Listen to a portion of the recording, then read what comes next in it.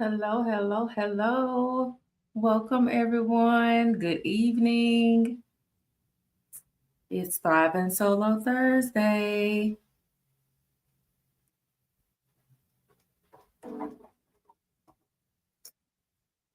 Hey, gonna give you guys a few minutes to come in before I get started.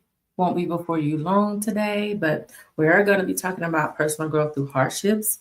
And overcoming those financial obstacles as single parents.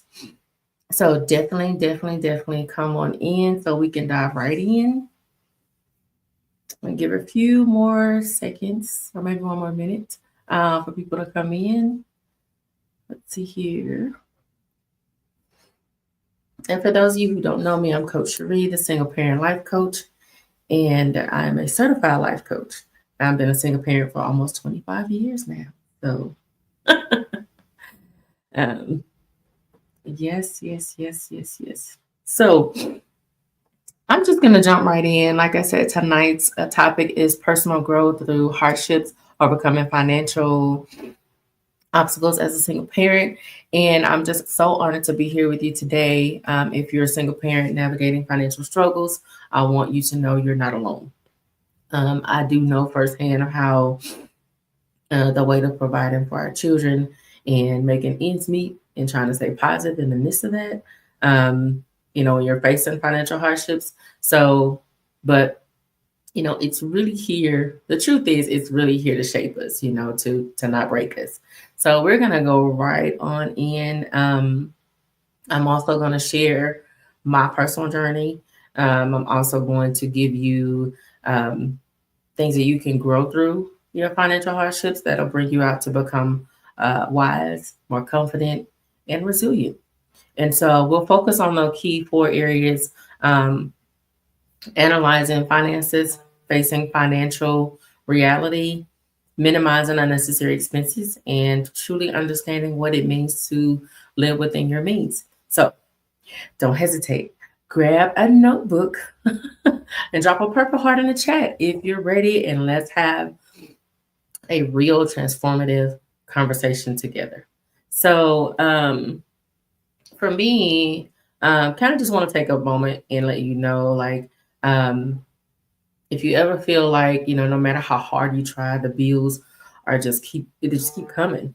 Um, they keep coming and they don't seem like they're ever going to stop. So I feel like no matter what level you're on in life, you're gonna always have something that you have to deal with, whether that's bills or unexpected situations to happen, unexpected expenses. So all of us are going to go through something. And so we do have to grow through those things because they do make us more resilient. They do make us wise and they do make us confident if we go through those processes the right way. And so I just have a few tips here. And so it just seems like sometimes you're doing everything that you can, to stay afloat. I've been there, I'm there now. I've had moments where I looked at my bank account and felt like, there was nothing but stress. Like I was just stressed out, like nothing but bills. And I'm like, bills stacking up, getting behind, trying to make arrangements while still trying to invest in my business, because I knew that this is my purpose. I know this is my purpose. And doing it all alone sometimes can be very, very scary. So, um, so again, there were nights that I had to stay up. I had to pray. I was asking God, like, I know you see what I'm going through. Like, do you see all this, everything I'm going through? And of course, there were things that I was doing that I had to stop doing and still having to stop doing. Things like, okay, so what are my necessities? What's priority? And so I just wanted to ask God, my prayer time, like, how am I going to make all of this work? And still sometimes I have to ask, it's days where I moved in silence. I didn't want to tell anyone what I was going through because, as single parents, we feel like, we have to be strong all the time. We got to, we have to handle it all. So we have to be strong all the time. And so I was juggling anxiety, responsibilities, the fear of failing, not just myself, but my kids.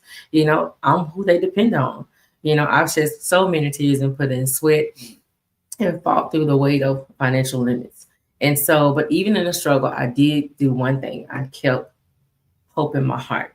And so I did have to stop looking at my finances as a dead end situation and start seeing it as a challenge that I could overcome. And so then instead of drowning in stress, I got proactive. I made arrangements before things got worse. And I'm still doing those things. And, I've cut back where I could, and I'm still having to look and see where else I can cut back. Because again, things are not consistently the same amount as it was 4 or 5 years ago, when I initially set a budget or when I had to rearrange that budget. And so, and then when I was rocking with no budget, let's just keep it real. And so, um, and then I reminded myself that limits don't mean that it's impossible. Um, I know that a lot of times people feel like, oh, well, I'm limited in this, so I can't do this and I can't do that, and well, well, I have to do this for my kid, and I want to do this, but I can't do that. And so I also had to keep my eyes off of other things that weren't um, other things like if somebody else had it, oh, I wanted it. Not right now. I had to tell myself that, not right now. Or just simply no, because that's what no means, not right now, not ever. And so, what I needed at that point in time, what I needed to have, and even just recently, a couple weeks ago, I had to really just push in and have faith. I had to press into uh, prayer.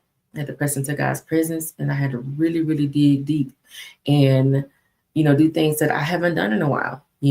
And sometimes we get so busy feeling like we're doing it in our own capabilities or doing it in our own strength, but we're really not. God reminded me that, hey, you need me. You need people. You need people. You need to reach out to your network of people that support you. And so he's keeping me humble in that process. And so I had to shift my perspective. And I still sometimes have to shift it because different things happen, and you still have to make sure that you're not in that um, stagnant mentality where you're staying stuck and feeling as if, oh, well, I got it all together. No, none of us do. No matter how much we look like it, no matter how much we say we do, there's always something that we're dealing with and we're facing. But we just have to remember that we don't have to face it alone. And so, even in the middle of the storm, there were still possibilities that I had to realize, and that's what keeps me going. And I had to realize that, hey, it's not the end of the road for me. This is just, like I always say, my right now situation, not my forevermore circumstance. And I had to realize that it's not going to be like this always. And so there's a song that says that as well. And so I had to really dive into that. And so my final thought on my own story is just like, if you're in this place and you're struggling financially and you're trying to keep it all together, know this. You're not by yourself. You're not the only person. You won't be. You're not the first person that's been in this situation. You won't be the last. And so you don't have to suffer in silence. You don't have to carry this weight without support. Just have the right type of people to support you. And so without further delay, we're going to dive right into those 4 key areas. Again, it's analyzing finances, facing financial reality, minimizing unnecessary expenses, and truly understanding what it means to live within your means. So without further ado, here we go with analyzing finances, understanding where you stand. One of the hardest but most powerful steps I took was getting real with my finances and understanding what it looked like how much am I bringing in, how much is going out. And so I had to stop avoiding looking at my bank statements. When I started saying that I was spending more at the fast food places because of convenience and not cooking, I said, okay, I gotta cook. I can cook. So I had to cook. And so when I tracked my income and my expenses and debts and and spending patterns, it was an eye opener. It really was. And so the one thing that I would say in that area is to take 30 minutes each week to review your finances, not a month, not every 2 weeks, but each week, using whether it's a budget app or just a simple Excel spreadsheet or just simple pen and pencil, write it down, seeing what you bring in, not what you make. And so for those of us who get that confused, your net is what your gross is what you make, net is what you bring in, I believe. I'm gonna have to go back and look at that again. But however that is, whatever your income is, whatever you're getting every week or every 2 weeks or twice a month, however often you're getting paid, look at that and look at the things that look at your bank statement, see what your spending habits are, um, and figure out where your what your spending patterns are. If you're eating out a lot and you know that you can't afford that, then the best thing for you to do is say, okay, you know, what can I do without? And so me, I had to do without eating out all the time. Even though I had a budget for it, I found myself going over it because I was spending more than what I should have. And I was doing it out of convenience because I was tired and I was busy. I didn't want to stand on my feet. And I was like, you know what? I will be the crock pot queen. I will throw me um, a roast in there with some carrots and potatoes, boil some rice, boom, quick meal, do some cornbread. And so when I started spending $50 at the grocery store and my meal lasts me 3 days, I started seeing the change.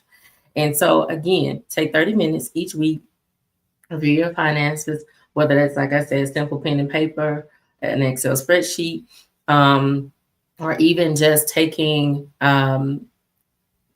like an app, because I think they have like a lot of budget apps out there, and they have I think I've seen Rocket Money. Whatever works for you, use that and see what your spending habits are, so that way you can know where every dollar is going, so you can take control of your finances. Second thing, facing the reality of your finances without fear. That's a big one, because fear will paralyze you. And it paralyzed me because I felt like, oh, well, you know, the fear of not feeding the kids on time, or the fear of not getting them in bed on the schedule that I have for them, or the fear of, you know, just so many different things that were in my head. And so, um, you know, once I analyzed my finances and I had to face the truth about it, it wasn't pretty. And even something I just experienced, I was like, oh my gosh, I finally got to a place where I'm good and I can see things, and then boom, an unexpected expense. And I mean, it was a super duper one. Whew, and I somewhat had it resolved today. And so then it's something else hit again.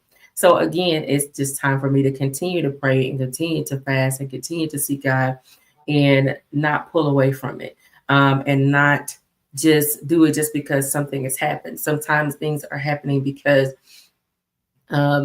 there's certain things that have to break off of you before you go to that next level that you're trusting God for.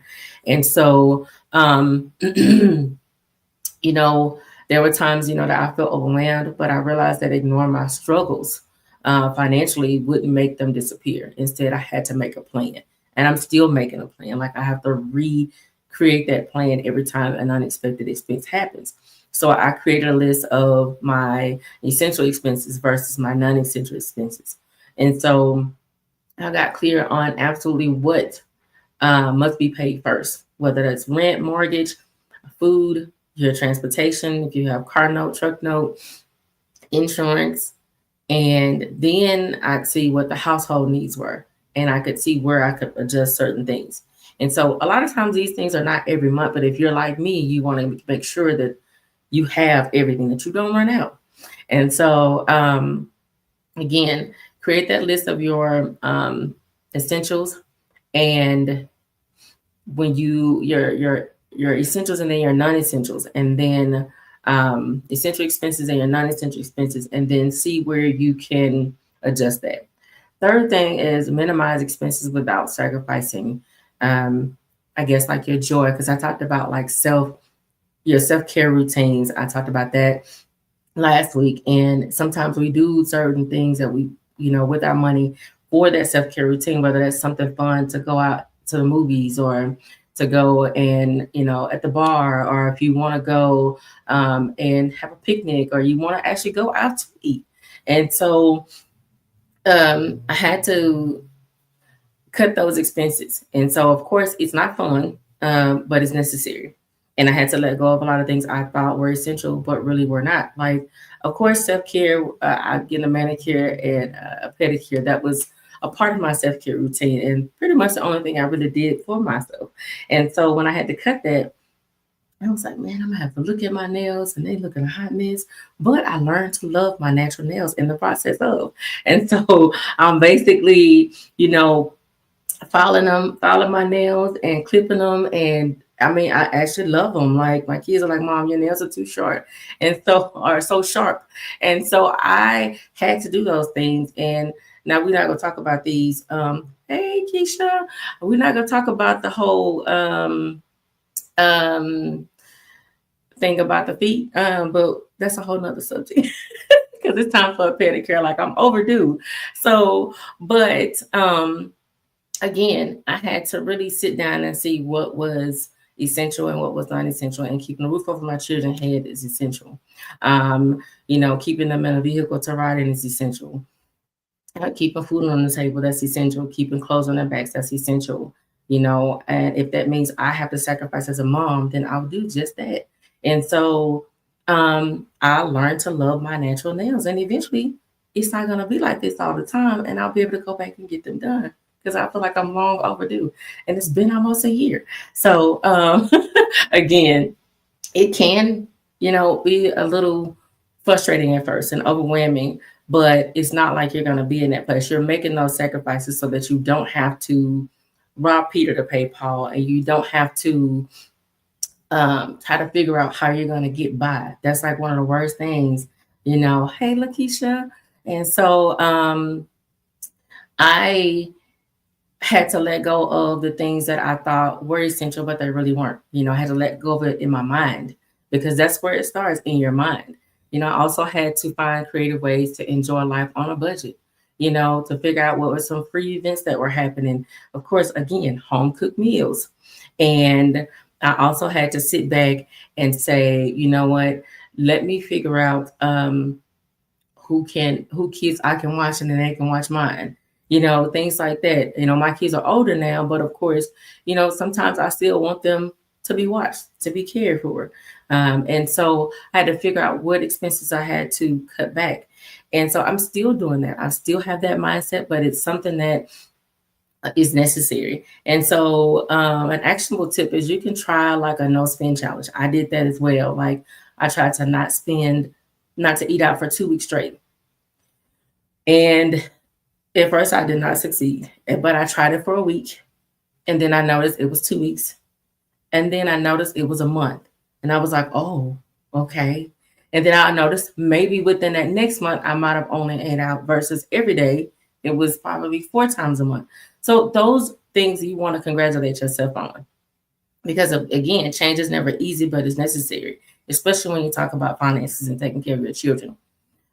Because we can say, oh, well, they're not paying us enough, on these jobs. And we could say, hey, well, child support is not coming in. But at the end of the day, let's see where we can make all the necessary changes to focus on the essentials versus the non-essentials. And so, focus on, how you can save and what that does. That'll build your discipline as well as your awareness of what you are spending. And so last but not least, we're going to talk about living within your means and redefining success as a single parent or, in your finances. Because living in your means, it doesn't mean that you're struggling. It just means that you're being intentional. I had to redefine what that looked like for me, what success in my finances looked like for me and my children. And be honest, I'm in the thick of it. It's not an easy thing. It wasn't about me keeping up with others, but having financial peace. And that's where I'm at. Like peace is like non-negotiable for me. And so instead of thinking I can't afford this, I had to start saying and start asking myself, how can I afford this? And in a way that aligns with my financial goals. And so when I started changing my mindset on my finances, I still, even then and even now, I look at it different. I don't like it, but it gets easier as I continue these strategies.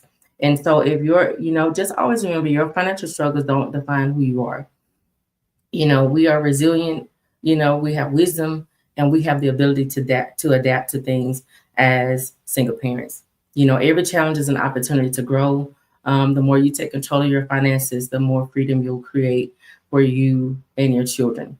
and just let me hear from you. What's one financial habit you're ready to change? If any of this spoke to you, drop a purple heart in the comments or send me a DM. Let's talk about it. Let's figure this out together. If you're ready to take that next step, let's connect.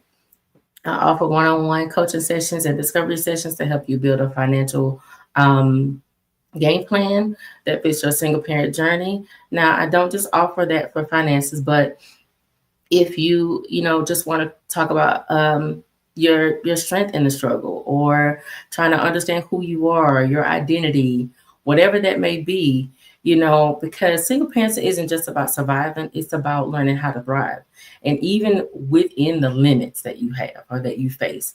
And so, um, again, like I said, single parenting isn't easy, but you have the strength, the resourcefulness, and the heart to create a financially stable and fulfilling life for you and your children.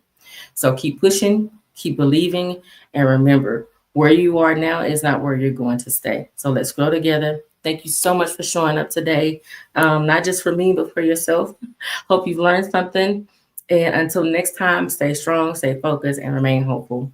Bye for now.